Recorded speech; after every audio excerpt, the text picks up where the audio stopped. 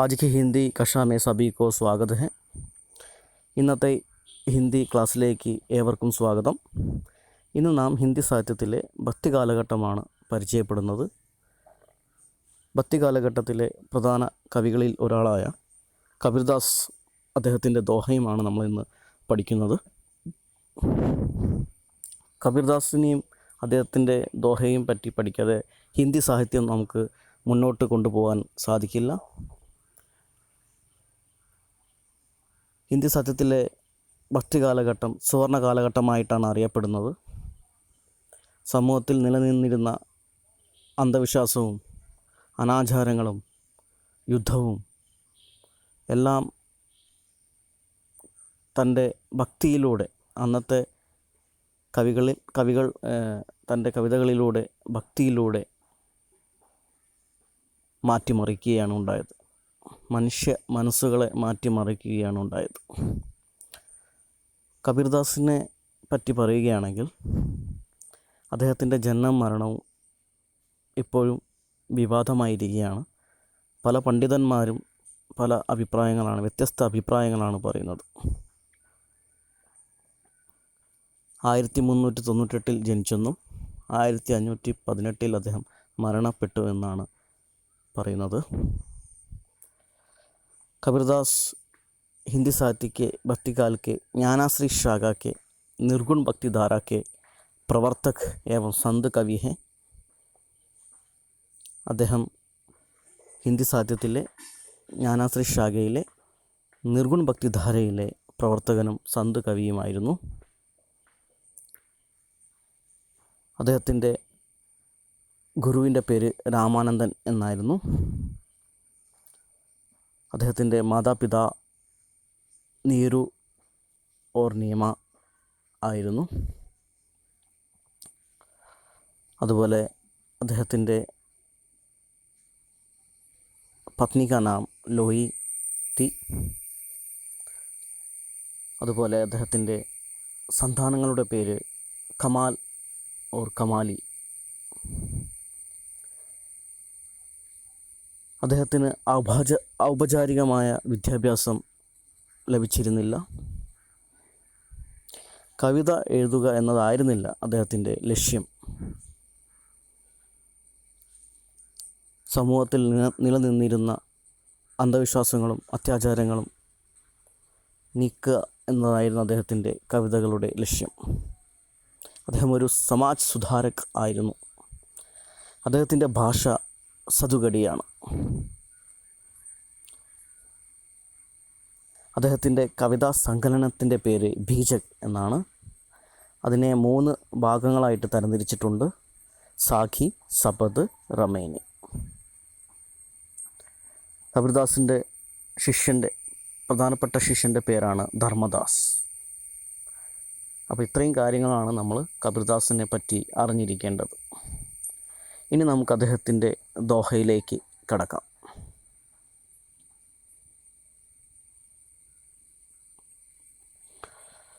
Doha നമുക്ക് ആദ്യം ഒന്ന് വായിക്കാം. ഇവിടെ 5 ദോഹയാണ് കൊടുത്തിരിക്കുന്നത്. ആദ്യത്തെ ദോഹ ഇപ്രകാരമാണ്: സദ്ഗുരു की महिमा आनंद आनंद किया उपहार, लोचन आनंद उगड़िया आनंद दिखावन हार. सेकंड वन: सात समुद्र की मसी करो लेकिनी सब बन राई, सब धरती कागत करो प्रभु गुण लिखा ना जाई. थर्ड वन: जाके मुँह माता नहीं ना ही रूप कुरूप, पुह बासते पादरा ऐसा तत्व अनूप. फोर्थ वन: सुखिया सब संसार है खावे अरु सोवे, दुखिया दास कबीर है जागे अरु रोवे. लास्ट वन: प्रेम न भाड़ी उपजे प्रेम न हाट बिकाय, राजा परजा झी रुजे शीस दे ले जाय. കബീർദാസ് എന്ന് പറയുന്ന വ്യക്തി, അദ്ദേഹത്തിൻ്റെ ദോഹകളെല്ലാം ഉപദേശങ്ങളാണ്. അദ്ദേഹം ഗുരുവിനാണ് ഇമ്പോർട്ടൻസ് കൊടുത്തിരിക്കുന്നത്. ഗുരുവിലൂടെയാണ് ഈശ്വരനിലേക്ക് നമുക്ക് എത്താൻ സാധിക്കുകയുള്ളൂ. അദ്ദേഹത്തിൻ്റെ ഈശ്വരൻ എന്ന് പറയുന്നത് ദശരഥ പുത്ര രാമൻ അല്ല. അദ്ദേഹത്തിൻ്റെ രാം എന്ന് പറയുന്നത് സർവ്വവ്യാപിയാണ്. അദ്ദേഹം രൂപം കൊടുത്തിട്ടില്ല. അതുകൊണ്ടാണ് അദ്ദേഹത്തെ നിരാകാർ എന്ന് പറയുന്നത്, നിർഗുൺ എന്ന് പറയുന്നത്. ഈശ്വരന് രൂപം കൊടുക്കാത്ത കവികളിൽ ഒരാളാണ് കബീർദാസ്. ഈശ്വരന് രൂപം കൊടുത്ത ഭക്തി കാലഘട്ടത്തിലെ കവിയാണ് സുർദാസ്. നമുക്ക് ദോഹയുടെ ഭാവാർത്ഥത്തിലേക്ക് കടക്കാം. ആദ്യത്തെ ദോഹ ഇപ്രകാരമാണ്: സദ്ഗുരു की महिमा आनंद आनंद किया उपकार, ലോചൻ ആനന്ദ് ഉഗടിയ ആനന്ദ് ദിഖാവൻഹാർ. ഈ ദോഹയിലൂടെ കബീർദാസ് ഗുരുവിൻ്റെ മഹിമയാണ്, ഗുരു की महत्व पर विचार किया गया है. ഗുരുവിൻ്റെ മഹിമയാണ് ഇതിലൂടെ അദ്ദേഹം പറയുന്നത്. അദ്ദേഹം ഇപ്രകാരമാണ് പറയുന്നത്: സദ്ഗുരു की महिमा ആനന്ദ്. ഗുരുവിൻ്റെ മഹിമ എന്ന് പറയുന്നത് അനന്തമാണ്, അത് ഈശ്വരനാണ്, അതിന് ലിമിറ്റേഷൻ ഇല്ല എന്നാണ് പറയുന്നത്. മാതാപിതാ ഗുരു ദൈവം എന്നൊക്കെ നമ്മൾ പറയാറുണ്ട്. ഗുരുവിലൂടെയാണ് നമ്മൾ ഈശ്വരനിലേക്ക് എത്തുള്ളൂ എന്നാണ് പറയുന്നത്. സദ്ഗുരു की महिमा का वर्णन हम शब्दों में नहीं किया जा सकता.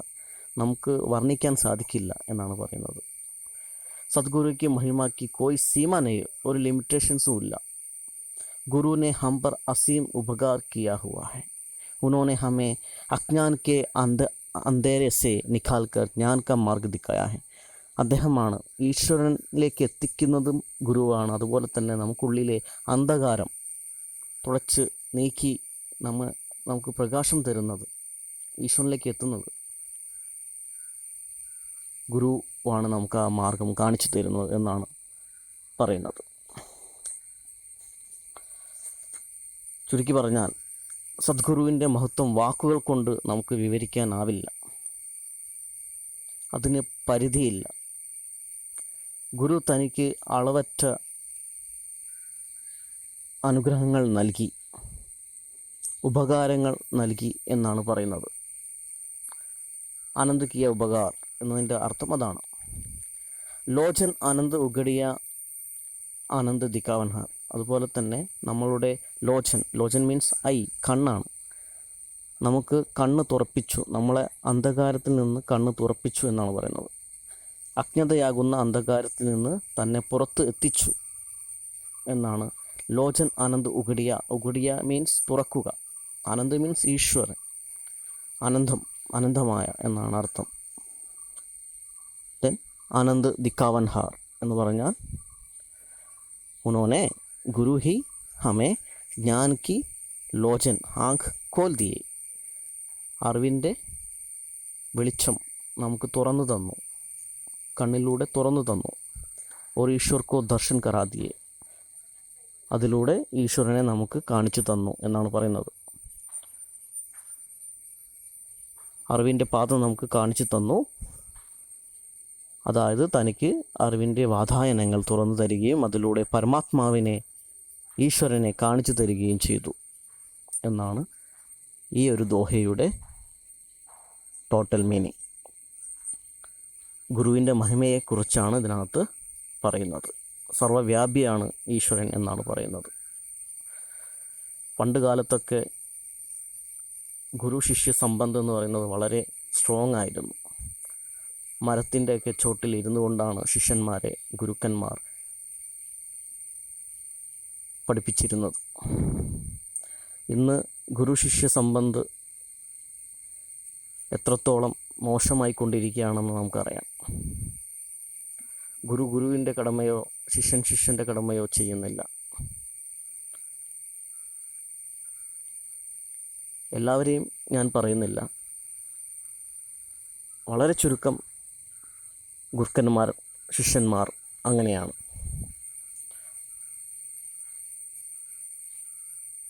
മാതാപിതാ ഗുരു ദൈവം.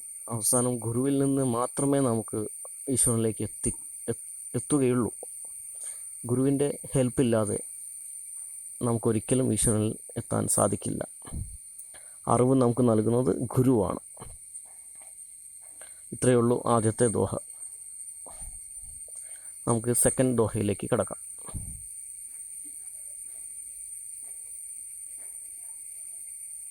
सात समुद्र की मसी करूँ लेकिन सब बन रही, सब धरती कागज करूँ प्रभु गुण लिखा ना जाए.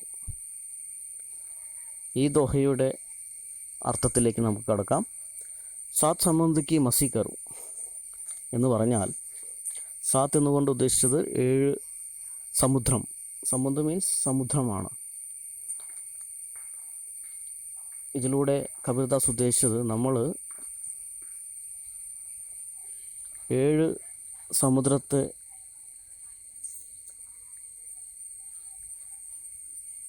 അതുപോലെ ലോകത്തിൻ്റെ ഭൂമിയെ വലിയൊരു കടലാസാക്കിയും ലോകത്തിലെ മുഴുവൻ വൃക്ഷങ്ങളെ അതിൻ്റെ കൊമ്പുകൾ പേനകളാക്കിയും 7 സമുദ്രങ്ങളെ ജലത്തെ മഷിയാക്കി തീർത്തുകൊണ്ട് എഴുതിയാലും ഗുരുവിൻ്റെ ഗുണഗണങ്ങൾ പൂർണ്ണമായി എഴുതുവാൻ കഴിയുകയില്ല എന്നാണ് ഈ ദോഹയുടെ ടോട്ടൽ മീനിങ്.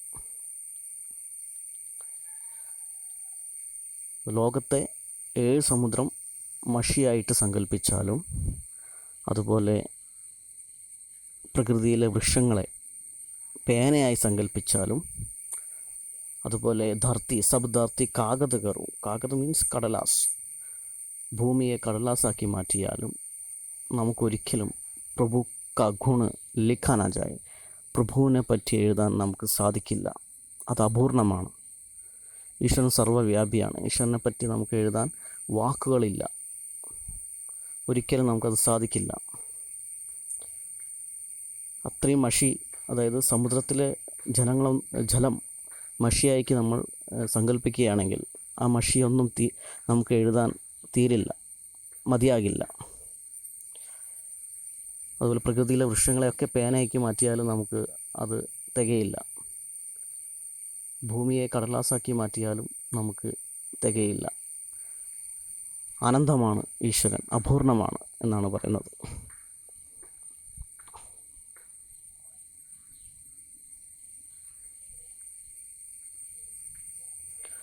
അപ്പോൾ ഇത്രയേ ഉള്ളൂ രണ്ടാമത്തെ ദോഹയുടെ ടോട്ടൽ മീനിങ്. നമുക്ക് മൂന്നാമത്തെ ദോഹയിലേക്ക് കടക്കാം.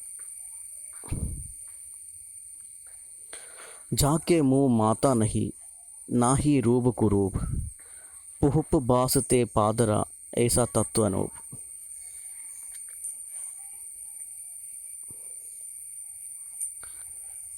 जाके मुँह माता नहीं ना ही रूप कुरूप, പുഹുപ്പ് ബാസ്തേ പാത്ര ഐസ തത്വ അനൂപ്. ഇതിലൂടെ കബീർദാസ് പറയുന്നത് തൻ്റെ ഈശ്വരൻ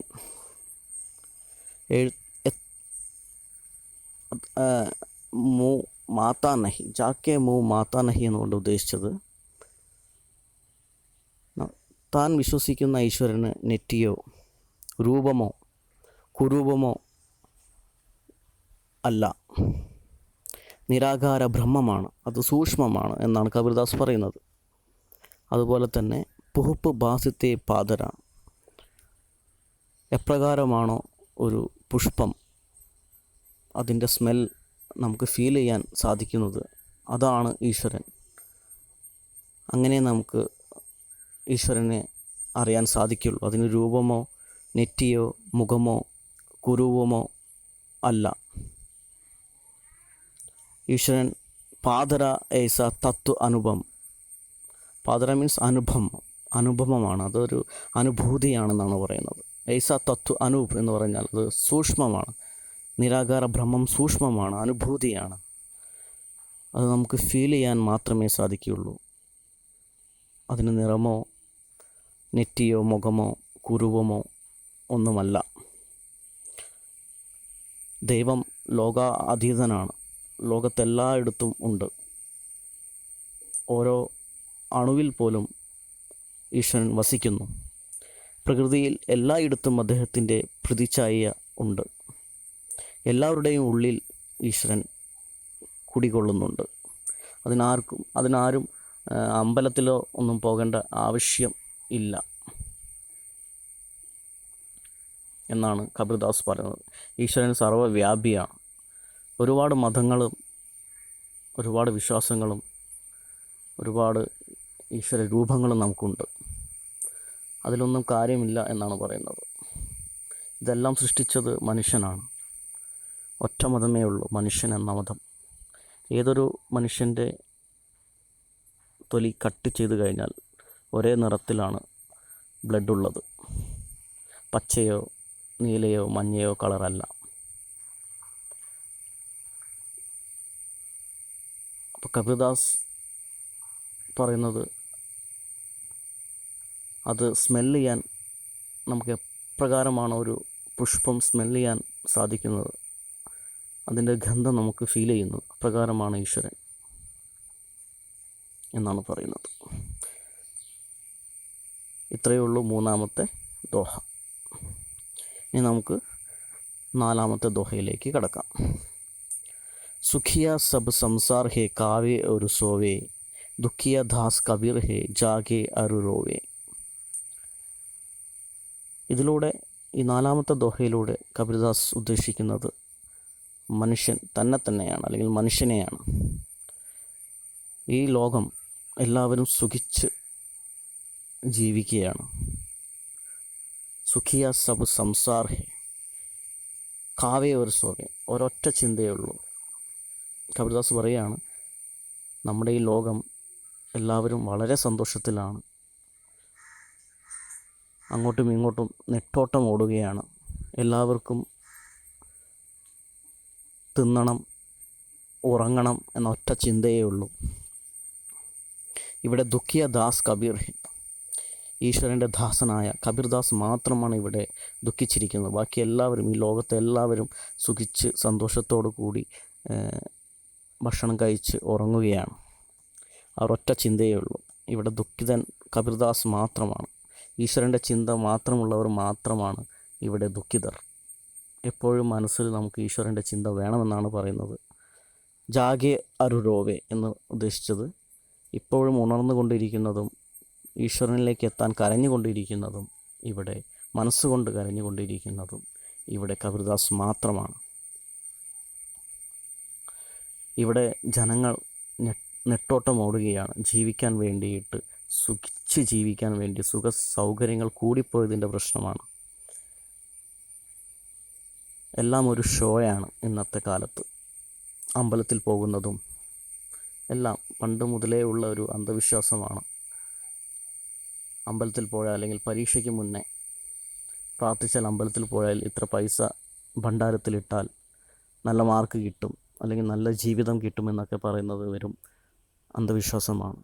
നമ്മൾ മറ്റുള്ളവർക്ക് വേണ്ടി ചെയ്യുന്ന പ്രവൃത്തികൾ, മറ്റുള്ളവരെ സ്നേഹിക്കുക, കർമ്മമാണ് ദൈവം എന്നാണ് കബീർദാസ് പറയുന്നത്.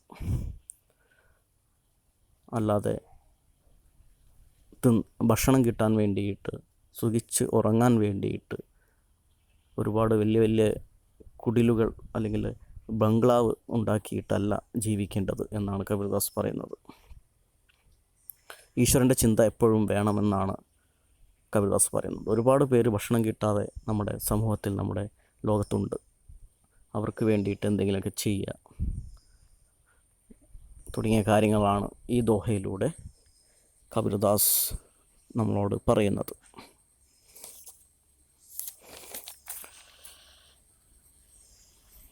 कबीरदास जी ने स्वयं की तुलना संसार से करते हुए कहते हैं कि सारा संसार सुखी है, वह खाता है और सोता है, जबकि वे ही एक दुखी है जो जागते हैं और रोते हैं.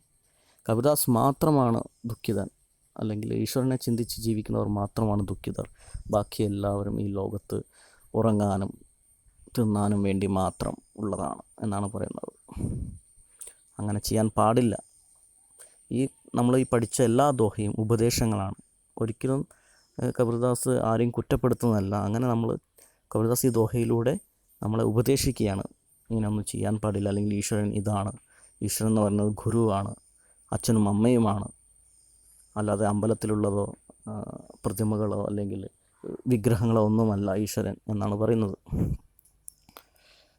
നമുക്ക് അടുത്ത ദോഹയിലേക്ക് കടക്കാം.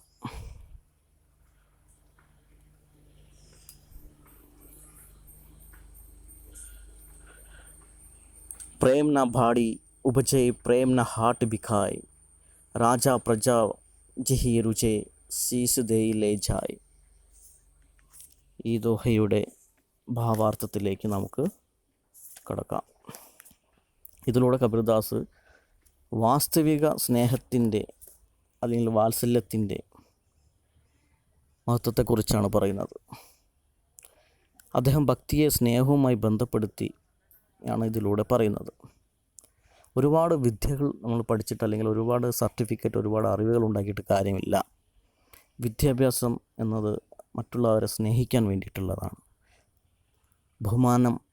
ബഹുമാനിക്കാൻ വേണ്ടിയിട്ടുള്ളതാണ്. മറ്റുള്ളവർ ബഹുമാനിക്കണം, പ്രായമായവരെ ബഹുമാനിക്കണം, സ്നേഹിക്കണം. അല്ലെങ്കിൽ വിദ്യാഭ്യാസം അപൂർണമായിരിക്കും.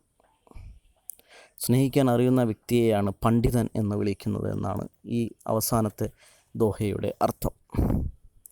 പ്രേം ന ഭാടി ഉപജേ പ്രേം ന ഹാട്ട് ബിക്കായെ. പ്രേമം, സ്നേഹം എന്ന് പറയുന്നത് ഭാടി, ഖേത്ത്, അതായത് പാടത്ത് വിത്ത് വിതച്ചുണ്ടാക്കുന്ന ഒന്നല്ല, മുളയ്ക്കുന്ന ഒന്നല്ല ഈ സ്നേഹം എന്ന് പറയുന്നത്. പ്രേം ന ഹാട്ട് ബിക്കായെ, അതുപോലെ തന്നെ സ്നേഹം, പ്രേമം എന്ന് പറയുന്നത് heart, Bazaar. Heart means Bazaar, മാർക്കറ്റിൽ വിൽക്കുന്ന ഒന്നല്ല, അല്ലെങ്കിൽ അങ്ങാടിയിൽ വിൽപ്പന ചരക്കല്ല ഈ സ്നേഹം എന്ന് പറയുന്നത്. ഈ ദോഹയിലൂടെ പ്രേം ക മഹത്വമാണ് പറയുന്നത്. രാജ പ്രജ ജിഹി രുചേ സീസ് ദേയിൽ ലജായ്. അതുപോലെ തന്നെ രാജാവ് ആയിക്കോട്ടെ, പ്രജയായിക്കോട്ടെ, അതിന് ജീവൻ കൊടുക്കുന്നത് ആരാണ്? അവിടെയാണ് പ്രേമത്തിന് മഹത്വമുള്ളൂ.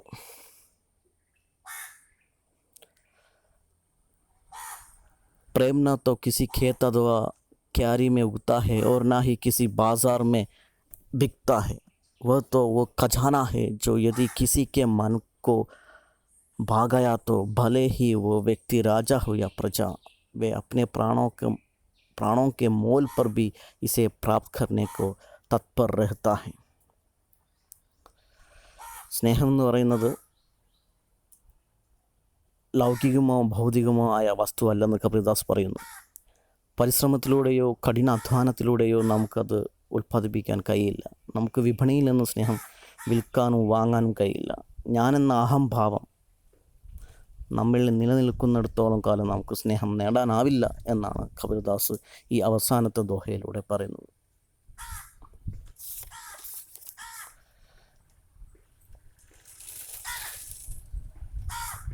ഇത്രയേ ഉള്ളൂ കബീർദാസിൻ്റെ ദോഹ.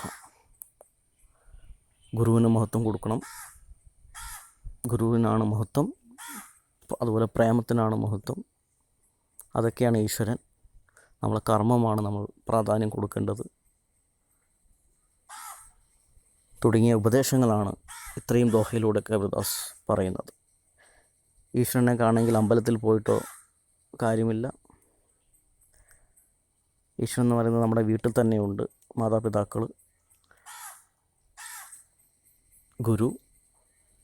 ഇന്നത്തെ കാലത്ത് പലരും പൈസയ്ക്ക് വേണ്ടി നെട്ടോട്ടം ഓടുകയാണ്. പൈസയാണെല്ലാം എന്നാണ് വിചാരിക്കുന്നത്. ഒന്നുമല്ല.